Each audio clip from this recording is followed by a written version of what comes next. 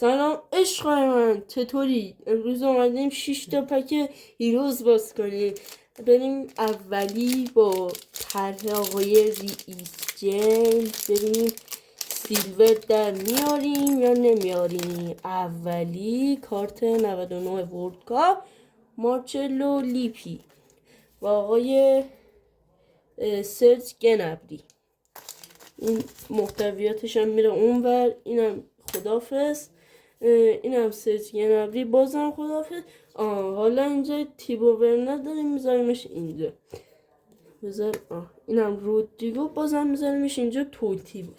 بریم بسته بعدی با کیمیم جای آدریانو و وینیسیوس طرحش. این در ای خود این میره اونور. اینم بره. ای بود ببخشید برچسبشو نشون بدم. این آقای دنیل دروسی. اینم که ویری آقای ویری. آقای کارت آقای تیری آنری. من چقدر قاطی میکنم. آقای نیمار بازم میذاریمش اینجا.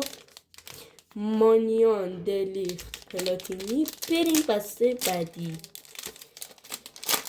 باز ببینیم میشه کارت کوپای برو اونور عزیزم. اینم برو اونور. خب کارت آقای سوکراتس، کارت آقای آلخاندرو گارناچو،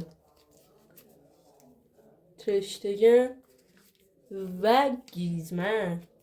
برساس ببینیم فیگور گارناچو. آقای مانیان پلاتینی و دیلیخت.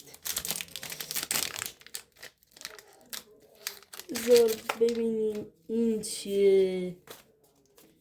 گریزمن. ای وای ترشتگن.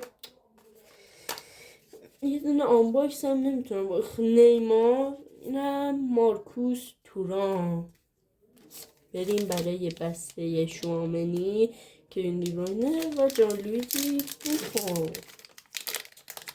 وای پشمام بچه ها. سیلور دیکلن رایس. وای برگام چه پکی.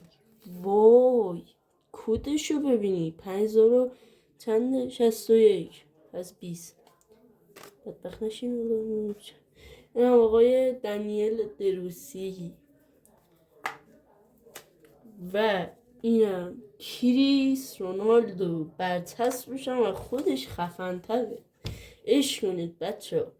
براتون این همه آنباکس خفن میذارم. حالا یه دو سه تا کد خوشگلم به عشقای دلم بدم.